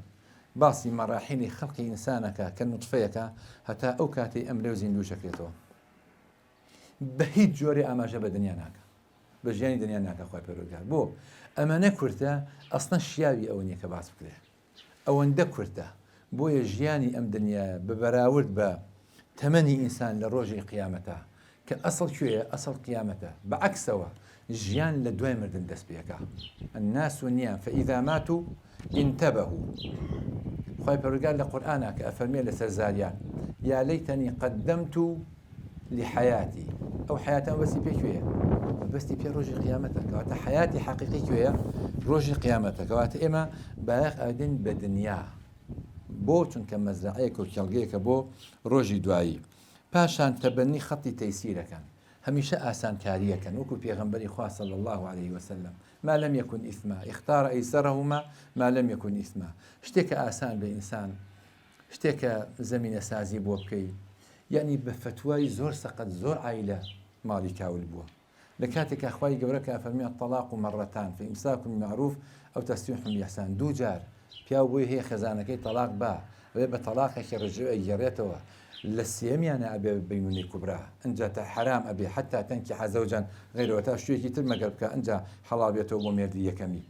بەڵام زۆر عایلە هەیە لەبەرەوەی پیاوێک هاتووە لە شوێنێکە سێ بە سێ تەلاقێکی خواردووەم عایلەیە لەبەر یەک هەڵوەشێنراوە لەبەر ئەوەی تەبەنی خەتی تەیسیری نەکردووە ئەو مامۆستایە. ئێستاش هەندێک مامۆستا هەیە هەروان، ئێستاش هەندێک مامۆستا هەیە هەروان. لە کاتێکە حەدیثی صحیحمان هەیە کە ئیمامی عومەر ئەم شتەی کرد بۆ چونکە خەڵکی تەساهولیان کردو لە مەسەلەی تەلاقە. ئەگینا دوو جار پیاو بۆ هەیە خەزانی تەلاق با جاری سێم ئەبێتە بینونی کوبرا و کۆتای پێتێکەوەتە ئێمە ئەبێ ئاسانکاری بکەین، دەستێک کەشکا ئەبێ بیگرینەوە. ئەگەر مەجاری گرتنەوەی نەبوو ئەنجا بێ ببڕین لە مەسەلەی تەلاقشە بەو شێوەیە. ئەم مەدرسەی ئینفتاحیان هەیە کراوەن بەڕووی جیهانە، بەڕووی ئەدیانی ترا، تەسامحیان هەیە، لێبوردەییان هەیە. هەندێک لە بنەماکانیان ئەم قوتابخانەیە ئەگەڕێن بە دوای مەقسەدا بەر لە ئیصداری حکم، بەر لەوەی کە ئینسان حکم بە، بەر لەوەی فتواکە بە، ئەم ئینسانە ئەبێ بزانێت تیری ئەم فتوایە کە ئەی هاوێ مەقسەدەکەی کوێیە، کوێ ئەگرێتەوە.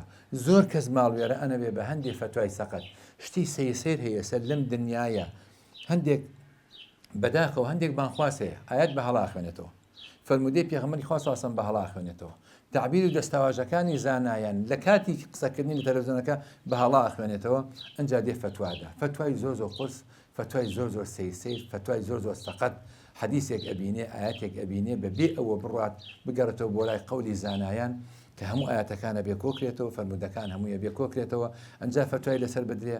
ئەنجا هەموو کەسێکش توانای ئیجتیهاد و فتوای نییە، خەڵکێک مرج نییە کە بانخواز بوو ببێ بە موفتی، یا ئینسان کە فتوایەک ئەدا با بڵێ فڵانە زانا ئەو فتوایی داوە، شێخی ئیبن عوسەیمین داوێتی، ئیبن باز داوێتی، یوسف قەرضاوی داوێتی، فڵانە ئیمام داوێتی.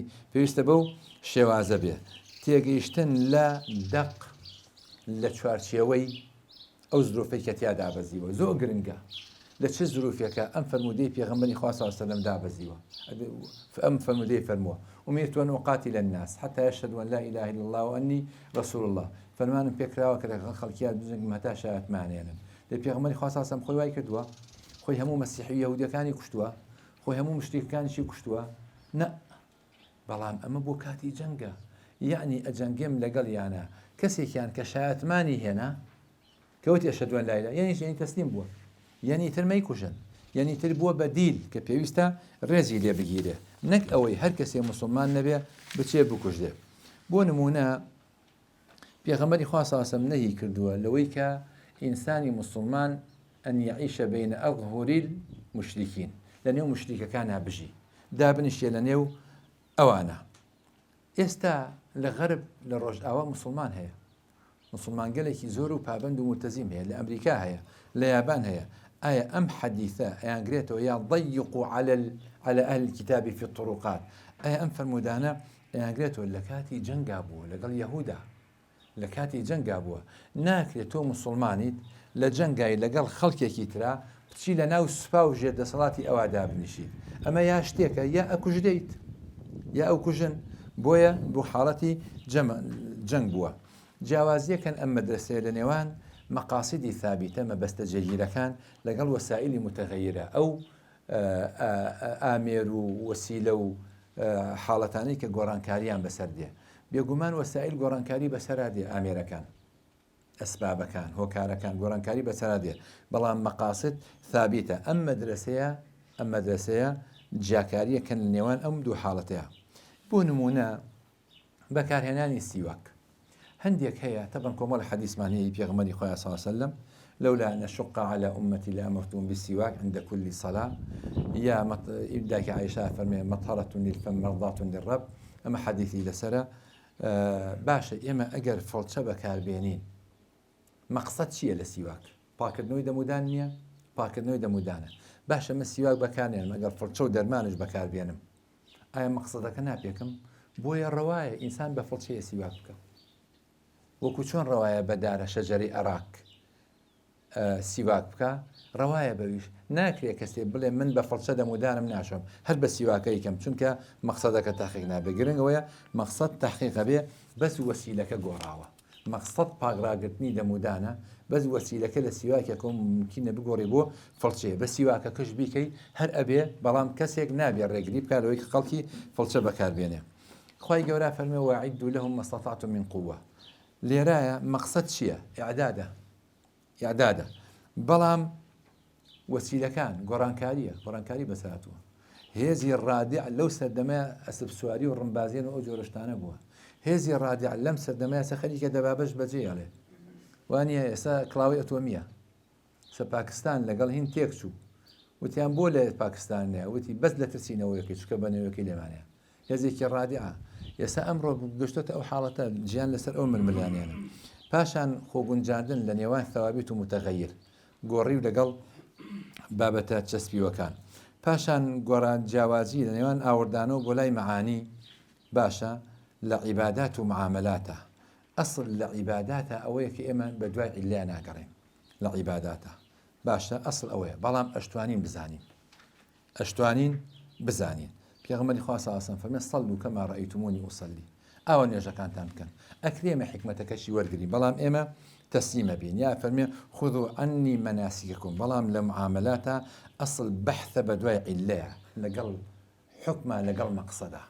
لە معاملاتە ئەسڵ ئەوەیە کە ئێمە چی بکەین بە دوای عیلەتەکە بگەڕێن، لە عیباداتە تەسلیم بوونە.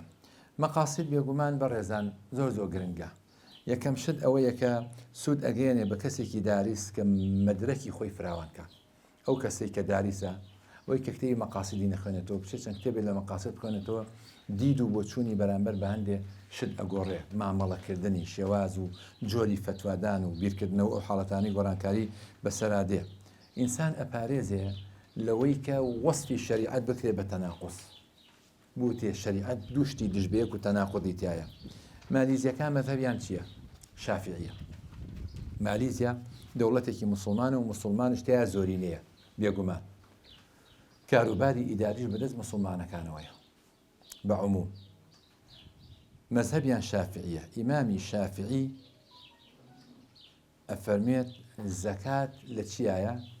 مما یوقتات، لە قوتا هەیە، لە برنجایە، لە گەنمایە، لە جوایە، لە هەلو بابەتان کە قوتە و ئەخورێ.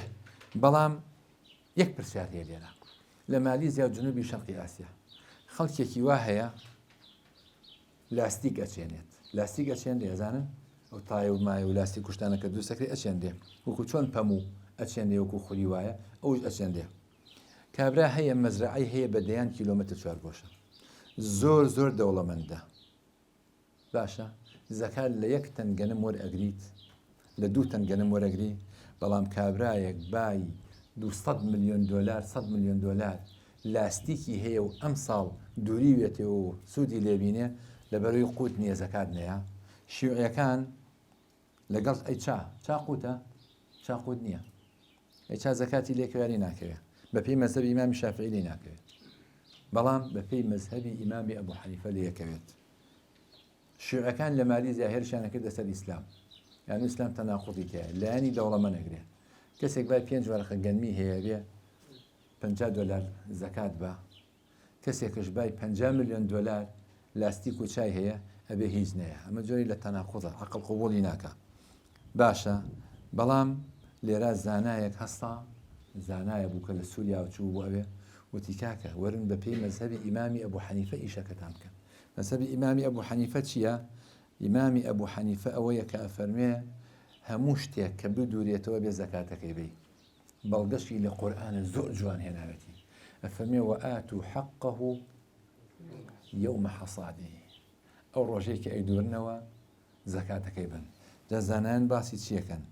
بزانایان هەندێک لە زانایان لەوانە ئیبن العەرەبی کتێبێکی هەیە تەفسیری ئاەتی ئەحکامەکە، ئیبن العەرەبی ئەفەرمێ بەڕاستی ئەبوو حەنیفە ڕێک وەک ئاوێنە ئاەتەکەی داناوە لەبەر چاویان، معاکەسەی ئەو شتێک کردوێتەوەنی زۆر بە قووەتە ڕێیەکەی ئیمامی ئەبوو حەنیفە.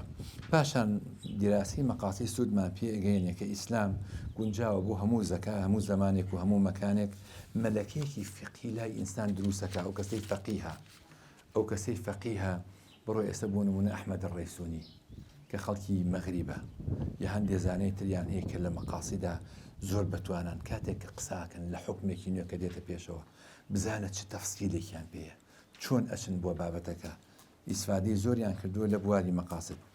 بەچی ئەگەینە مەقاسد؟ ئێمە بە دووشە دەگەینە مەقاسد. یەکەم بە ئیستیقرائی نصوص و عیلەل، یعنی ئەم دەقەتۆ بەدوایە ئەچیت، بەدوای لەعەلەکم تەتەقون. هەندێک دەستەواژە و مستەڵەحمان هەیە هەر خۆی بۆ عیلەیە، بۆ بەیانی عیلەیە لە قورئانە هاتووە. پاشان هەندێک ئەحکامی جوزئی هەندێکیان بخەینە پاڵ هەندێکی تریان، هەندێکیان بخەینە پاڵ هەندێکی تریان. یعنی هەر لە مەذهەبی ئیمامی ئەبوو حەنیفەیە ئەگەر موسڵمانێک دیمیە بکوژرێ ناکوژرێتەوە، لە مەذهەبی هەندێک لە زانایانە. لە مەذهەبی شافعیە ئەگەر موسڵمانێک خەڵکێکی دیمی بکوژرێ ناکوژرێتەوە، بەس لە مەذهەبی ئیمامی ئەبوو حەنیفەیە کوژرێتەوە. بۆ ئەڵێ یەکێک لە مەبادئی دین عەدل و مساواتە، ئەوە پێچوانەی لەگەڵ عەدل و مساواتە. کابرای ذیمی هاتووە لە بن دەستی تۆیە ئەژی، قونسوولێکە، موەزەفێکە، هاتووە تۆ عادی و تۆ خستۆ ذیمەی خۆتەوە، تۆ ئەمانە داوەتێ، کەسێک کە دێ ئەیکوژێ معنای چێکە نایکوژیتەوە، بە پێچەوانەوە ئەبێکەوە بیکوژیتەوە. بۆیە ئێمە ئەبێ جوزئەکان بین لە یەک بەراوردی بکەین بە مەقاسیدی کولی، بەراوردی بکەین بە مەقاسیدی کولی. ئێمە حکمە دەین مەقاسیدی عامەی شەریعە بەڕێزان ئەوەی کە باس ئەکرێت. طبعا مەقاسیدی عامە ئەکرێ بە سێ بەشەوە، بەشێکیان ضروریاتە، بەشێکیان حاجیاتە، بەشێکیان تەحسینیاتە. مەقاسیدی ضروری ئەوەیە کە ما لابد منه لقيام الدين مصالح الدين والدنيا. باشە دین و دنیا بەوە نەبێ ئیستیقامی خۆی وەرنابێ، یعنی دین و دنیا لەسەری پەکی کەوتووە، ئەو شتانی کە ضرورین.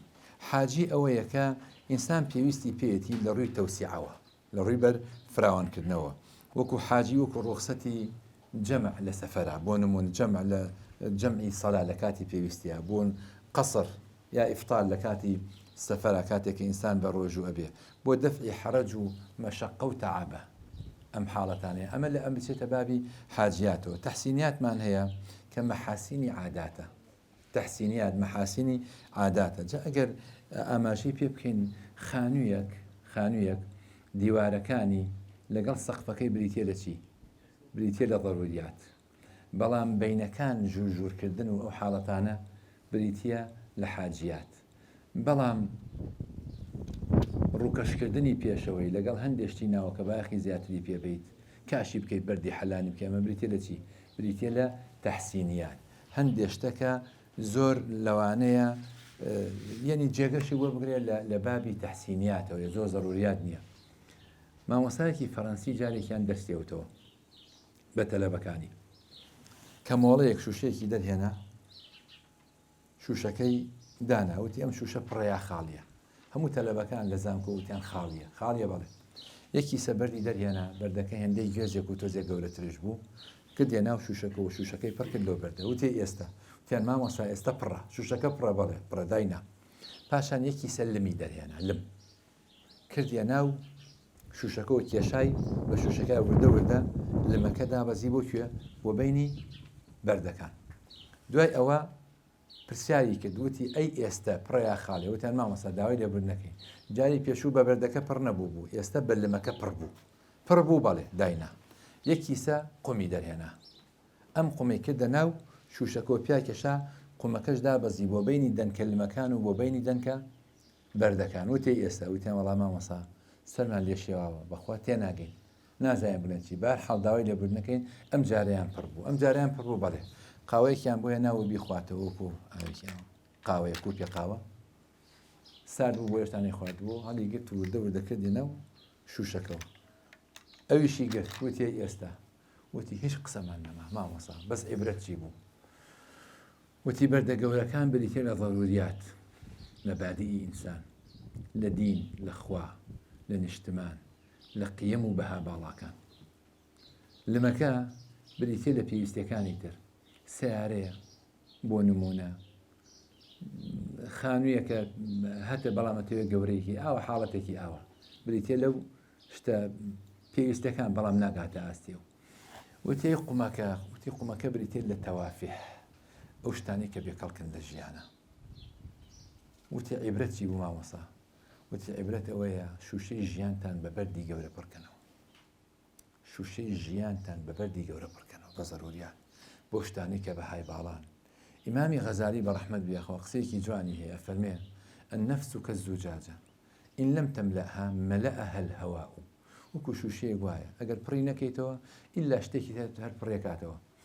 بۆیە بۆ ئەوەی کە ئێمە تووشی تەخلیە و تەحلیە نەبین، تووشی تەفریغ و تەملیع نەبین، مناڵەکان ئەبێ پەروەردەکەین، هەر لە سەرەتاوە فەراغ نێڵینەوە، خۆمان پڕیکەینەوە بە شتێک کە گونجاو بێ، پاک بێ. ئەگەر نا خەڵکێک پڕێکاتەوە بە شتێکی نەگونجاو.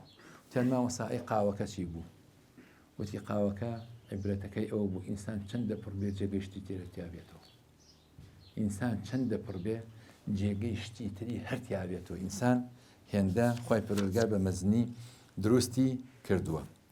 ضروريات پێنجتە مەقاسیدی ضروری پێنجتە یەکەمیان حفظی دینە دومیان حفظی نەفسە سێمیان حفظی نەسلە چوارەمیان مالە پێنجەمیان بریتێ لە عەقڵ شریعەت لە ضرورياتە ڕعایەتی ئەم پێنج شتەی کردووە کە ئەمە ئیمامی غەزالی باسی ئەکا بە ڕەحمەت بێخوا ئیمامی حرەمەین ئاماژەی پێکردووە ئیمامی شاتبی لە موافقاتە زۆر بە جوانی هێناوێت یەک کەس بخوێنێتەوە تەواوی لێی تێگا ئەمە تەقسیمی ئیمامی شاتبیە ئیمامی قەرافی هاتووە ئیمامی قەرافی شتێکی تری بۆ زیاد کردووە عێرض واتە ناموس ناموسش ئەبێت چی بەیەکێکە لە ضروريات پێویستەکەوە پارێزراو بێ هەندێ زانا هاتوون لەم سەردەمەیە گۆڕانکاریەکی کولیان کردووە لەم جۆرەشتانەیە ئەڵێن کاکە کۆمەڵێن نەقسی هەیە نەقسەکانش باسەکەن بۆ نمونە بیئە حفظی بیئە خەریکە بێتە ضروريات حفظی بیئە و پاراستنی بیئە خەریکە بێت ضروريات هەندێ شار هەیە لە عالەمە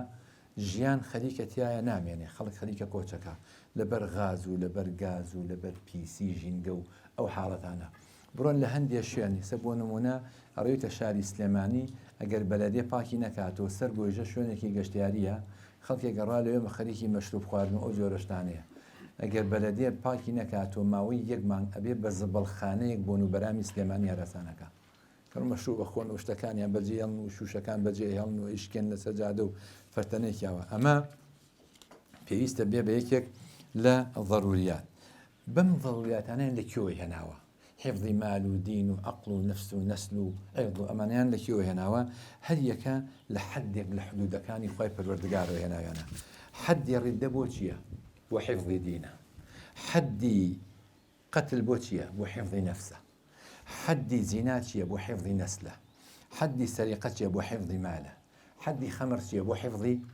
عەقلە بۆیە هەموو لەوانەوە وەریان گرتووە ئەی عێرض حەدی قەذفی بۆ دانراوە وەکو ئیمامی قەرافی هێناوە حەدی قەذفی داناوە بۆچی بۆ عێرض کەسێکەوە کەسێک تاوانبار بکە باشە والذين يرمون المحصنات المؤمنات الغافلات کەسێک کە ڕەمی کەسێ بکات تاوانی بکات لە عێرض و ناموسیا طبعا ئەوە حکمەکەی زۆر خەتەرە کە پێغەمبەری خوا صلی الله علیه و سلم فەرمێ درهم الربا أشد من 36 زنية يا زنية طبعا خوي اللغة أبي فرمي 36 بس في غمار خاصة أصلا فرميتي 36 يبي تنبيه معك كحالتك زوج مترسي داري إنسان أبي خوي له بباريزيا زوريني هر زوري زانايان اتفاق يعني هي لسر أم تقسيم بندية كباس ما كرت بلام هندي رخنشان هي زانايان بدها بلا سر دمينية يا كمالين دقيق ما النية باسي أم ضروريات من بوكا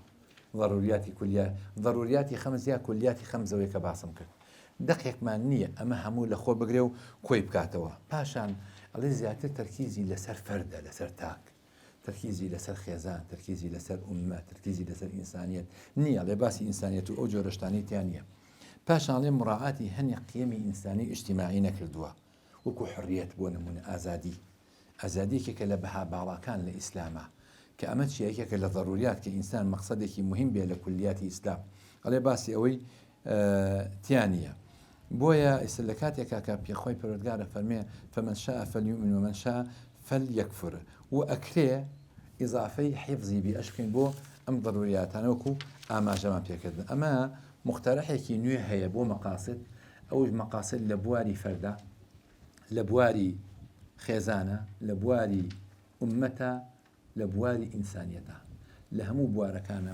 تەقسیمێکی نوێ هەیە جەمال عەتیە دایناوە کتێبێکی هەیە بە مەقاصد بەعنوانی مەقاصد شەریعە ئەمە هاتووە ئەم تەقسیمە نوێی هێناوە شێوازێکی زۆر جوانی بۆ داڕشتووە فەرد وسرە ئومە لەگەڵ ئینسانیەت مەقاصیدی شەریعە لە مەجالی تاکە لە مەجالی فەردە یەکەمیان حیفظی نەفسە لە قانونە ناوە برێ بەچی بحق حياة واني كقانون أذان حفظ نفس باراستي نفس إنسان لقانون بحق حياة ناوبريا حرمة الجسد جستي إنسان حرامك دزريجي بكري تسر أمش باراستني أم نفسه بتشيبه بكمالك اشتكري يكم بتوفيري أم نكري بو أوي كوار رجري بكري لوي كسر دزريجي بكاتسر كسيك أوش بتشي إسلام قتلي حرام كردوه انتحاري شي حرام کردو بۆ چونکە ئینسان مڵکی خۆی نییە تا خۆی بێ خۆی بکوژێ پاشان عقوبەی قیساسی بۆ ئێمە داناوە لەکم فی القیساسی حیاتون یا ئولی الألباب. باشە هەر کەسێک معتەدی بێ بەدەستی ئەنقەس کەسێک بکوژێ پێویستەکەوە بکوژێتەوە. پاشان لەسەر دەوڵەت پێویستی کردو کە کیفایی نەفس لە تەعام و شەرابی باتێت. لەسەر دەوڵەت پێویستە خواردن و خواردنەوە بۆ ئەم ئینسانە دابین بکات. پاشان لەسەری پێویستەکە بیپارێزێ لە نەخۆشەکان. کۆرۆنا هاتووە، باشە ئاوڵەی مەیمون هاتووە، ئێستا کۆلێرا بڵاو بۆتەوە. لەسەر ئەو حکوومەتە پێویستە تاکتاکی ئەم میلەتە بپارێزێ، تەوفیری حیمایە و ئەمنیەتی جەستەییان بۆ بکە. پاشان پێویستە ئینسان بپارێزێ لە حەرق، لە غەرق، لە سووتان، لە نقمبوون، تەسەموم واتە لە ژەهراوی بوون. وێ لە مەطعمێکا کە شتێکە بێ تەسەمومێک کە ژەهرێ بڵاوە بێتەوە خەڵک تەسەمومەکە لە خواردنێکی خراپە لەسەر دەسەڵات پێویستە بێکەوە ئیجراءاتی زۆر تون بکە. زانایەک سەبارەت بە ئازادی زانایەک شتێکی جوان ئەگێڕێتەوە. ئەڵێ جارێکیان پەنجەرەیەکم کردەوە و هەندێک دەمکە گەنمم دانا بۆ چۆلەکەیەک. دەمکە گەنم دانا. ئەڵێ چۆلەکەکە نەهات بۆی. ئەترسا لەوەی کە ئازادی خۆی لە دەستوا بچێتە قەفەزەوە. فەزلی ئازادیەکەی داوە بەسەر برسێتەکەیە. ئەڵێ با برسی بم، بەڵام من ئازاد بم. یعنی هەز بە ئەمان بکات.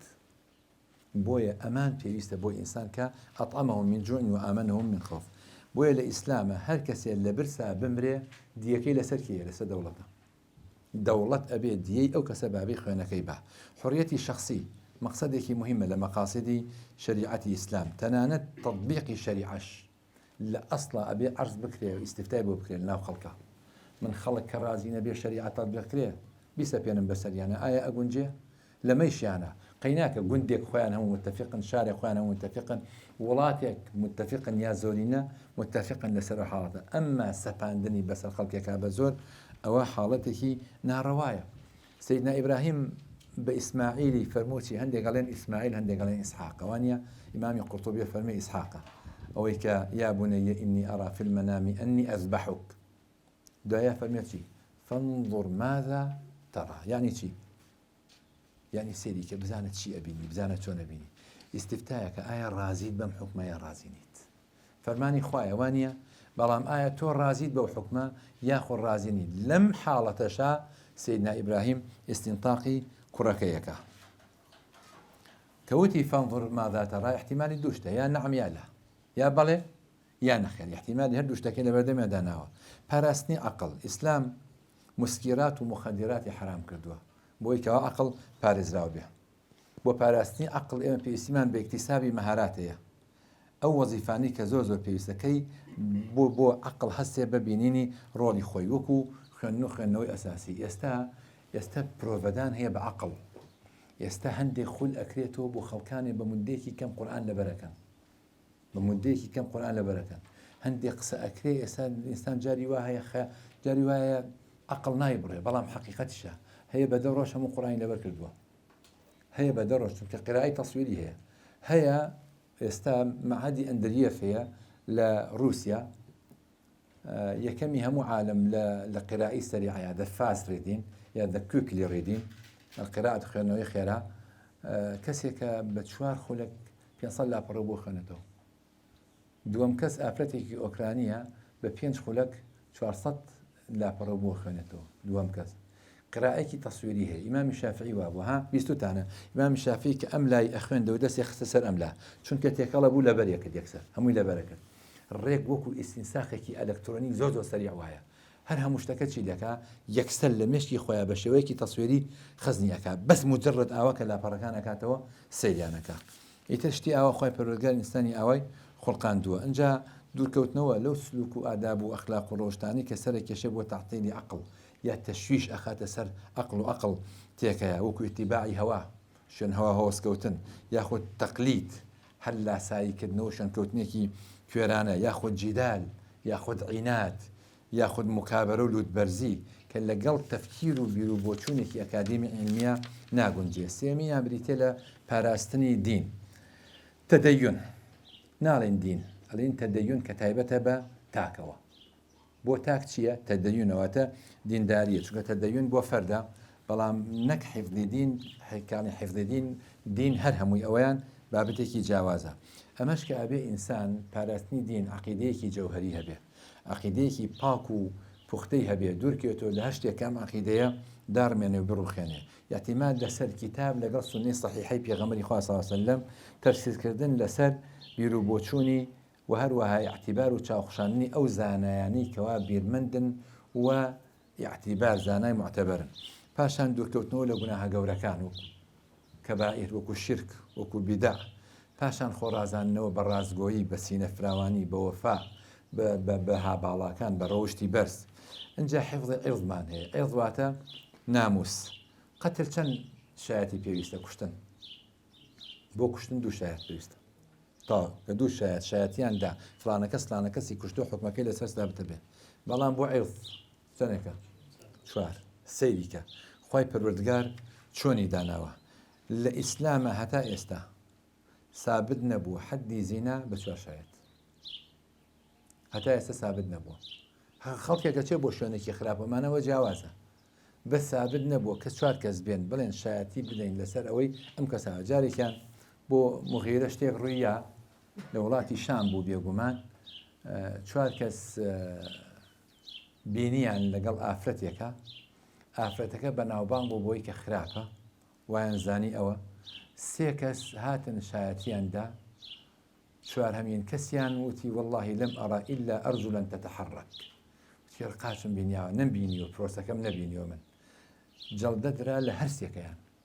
لە دوایە ئیسپاد و مگرەوتی ماڵتان هاوە وڵای ئەوە خێزانمە، بەس شێوەی ئەچێتە سەر شێوەی ئەو ئافرەتی کە بە خراپە ناوی دەرکردو، فەرمونەوە خێزانەکەمە فەرموو وەرن بیبین و بەو شێوازە. زۆر زۆر گرنگە لە قەتل بایەخی زیاتر پێدراوە، زۆرش زیاتر. حیفظی مال، پاراستنی ماڵ، مەقسوود پێی مالی فەردە. ئەمش بە سێ شتە بێت. یەکەمیان بە ڕەواج. ڕەواج چییە؟ عەکسی کەنزە. کەنز خەزمکردنی ماڵە، ڕەواج سەرفکردنی ماڵە بێخێتە نێو بازارەوە. یعنی سە بۆ نمونە تۆ تاقمی قەنەفە هەیە لە ماڵەوە، ئەم تاقمە قەنەفە زەکاتی لێکەوێ؟ نە، بۆ کە ڕەواجی پێدراوە.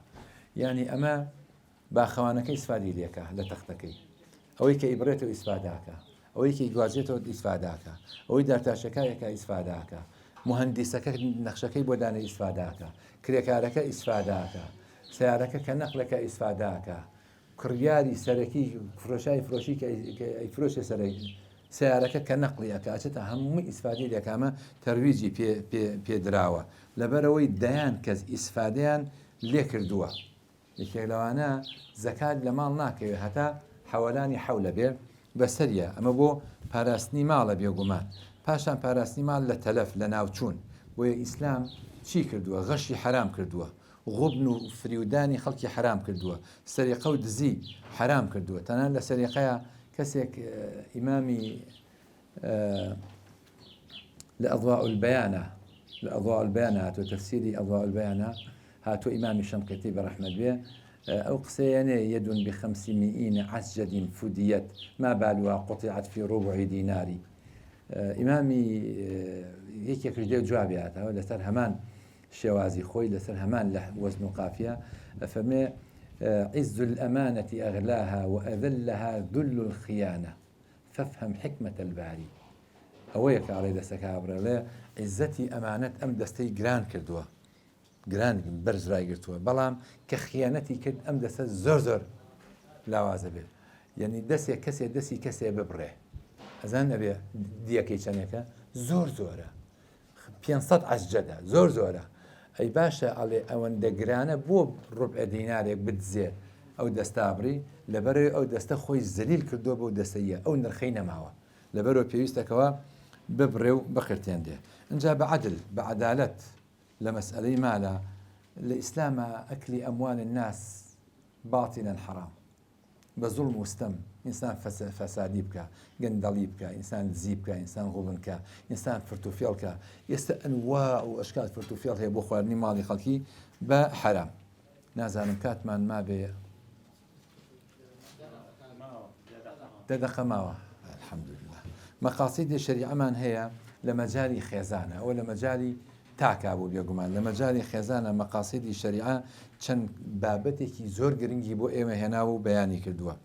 یەکەم ڕێخستنی پەیوەندی نێوان هەردوو ڕەگەز نێر لەگەڵ نێ ژن لەگەڵ پیاو بۆ تحقیقی ئەم مەقسەدە ئیسلام چی کردووە تەشریعی زەواجی کردووە بۆ زەواجش کۆمەڵێک ئەحکامی داناوە بۆ زەواجی کۆمەڵێک کەواتە ئەمە زەواجمان هەیە ئیباحەی چی کردووە ئیباحەی تەعەدودی کردووە بەڵام بە شروط پاشان دوورکەوتنەوە لە هەموو علاقاتێک لە دەرەوەی سیستم و یاسای زەواج هەموو علاقاتێکی حرام کردووە شودودی جینسی کە لەم ڕۆژەیە بایەقی پێدرێ هەمووی حرام کردو ئاینی پیرۆزی ئیسلام بۆ لە پێناوی خێزان و ڕاگررتنی بەها باڵاکانی خێزان و عمودی خێزانە حێفڵی نەسلی کردووە نەسل هەر بۆ پاراستنی خێزان نەسل بۆ ئەمە مەسئلەی لیوات و سیحاق و هاوڕەگەزبازی و ئەم جۆرەشتانی هەموو حرام کردو بۆی کە خێزان پارێزراوە بێ و هەروەها وەدی بەنات واتە زیندە بەچاڵکردنی ئافرەتان و کچان ئەوەی ئیسلام حرامی کردووە ئیجهاف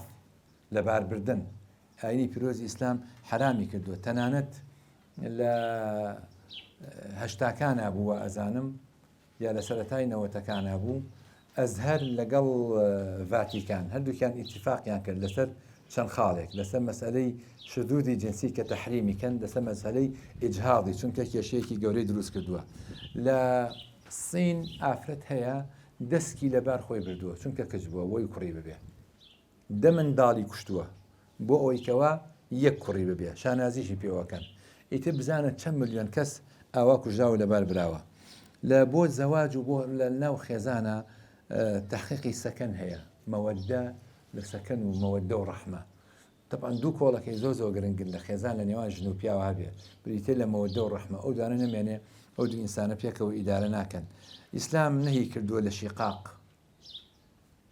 نەهی کردووە لە لێدان لە خێزان پێغەمبەری خوا صلی الله علیه وسلم ما ضرب نساءه قط هیچ کاتێک لە کاتێکا پێغەمبەری خوا صلی الله علیه وسلم کتێبێکی کراوە بووە جار بووە لە یەک کاتە 11 خێزانی بووە یەک شتی نییە تۆمار نەکرابێ هەموو مێژوبیانە بزانە گلەی خێزانێکی تۆمار کراوە لەسەر پێغەمبەری خوا صلی الله علیه وسلم شتی وانە مامەڵی لەگەڵ خێزانەکانی ئاوا بووە تەنافر و پشتیکردنەیەک حرامی کردووە نێو ژن و پیاوە قەسوەت و دڕەقی حرامی کردووە بۆیە ئەمە مەقسەدێکی گرنگە کە پاراستنی خێزانە بۆ نەسەب هەل لە ضمنی خێزانایە کە پێویستە پارێزدێ ئینسان نەسەبی نادێ بۆ لای غێری باوکی خۆی ادعوهم لآبائهم هو أقسط عند الله ئیسلام تەشریعی چەند شتێکی کردو بۆی نەسەب پارێزی یەکەم ئینسان نسبەت بدرێ بەلای غێری باوکیەوە حرامی کردووە تەبەنیشی حرام کردووە ادعوهم لآبائهم تەبەنی حرام کردووە پاشان حفظی دینداری لە خێزانە ئەوە دین بوو ئیتاکە سەرەتاوە دینداری لە خێزانە باوک بەرپرسە مکەلەفە بەوەی حاڵەتی دینداری لە نێو خێزانەکەی خۆیان بپارێزێ نابێ کەم تەرخەمی بنوێنێ لە مەسەلەی دینداری خێزانەکەیە ئەبێ ئەقسا جوهدی خۆی زۆرترین کۆشتی خۆی بکە بۆ ئەوەی کە هیچ شتێکی تر دەخالت نەکا لە ناو خێزانەکە جگە لە ئاینی پیرۆزی ئیسلام نمونەشمان زۆرە یعنی بێ بیپارێزێ بەڵام طبعاً هی مناڵەکانی خۆی لە کاتێک ئەمە نمونەمان هەیە بۆ پێکەوە ژیانی دوو عەقیدەی جیاواز لە یەک خێزانە یعنی پێغەمبەرێک بووە خێزانەکەی ناموسڵمان بووە ئافرەتێک بووە وەکو فیرعەون مێردەکەی ناموسڵمان بووە لەم بابەتانەمان زۆرە کەواتە ئەکرێ ئینسان تەعایشێکی سلمی هەبێ لە موجتەمەعەکە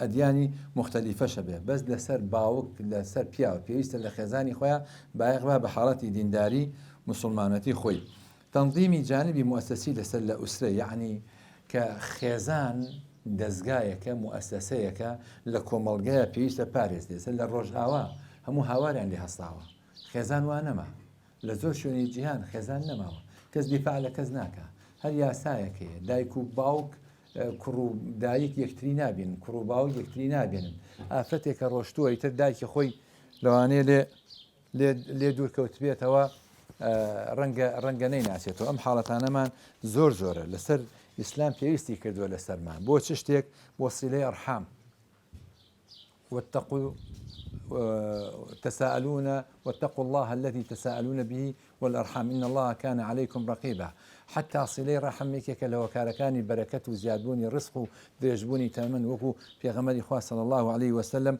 أفرمي تعاون لبين أفرادا هاري كاري أما زور قرنقا بريزا كانم لنيوان إنسان لقل خاليا لقل بوريا لقل ننتيا لقل بابيريا لقل برايا لقل برازاكانيا أما بيويستا كتعاونيكي زور باش هبي لقل يكتريا يعني لشريعة الإسلام كسيك خوا بيداو بو خزمكي نزيكي آواي كمحتاج وبيويستي بو لسري بيويستا كبتيا هاوكاري خزمكي بكا حتى لبابة شتيكي عقيلة يا حكومي بيوتيا لفقه الجناياتا كسيك لقومانكي بسرادي كسيك أكوجيت دعم ورقراني قبي كابي بحكومة لسر خزمكاني بيويستا كباري بوكو كانو فرز لسريان باري بوكو كانو بويلو بلا محنتي لسر هالقرن ريخصني جانبي مالي وخيزاني لناو خيزانة مالي لناو خيزانة يعني مهر وتماريكي هيني أفرته زور كەس دێ جاری وا هەیە مامۆستا فڵان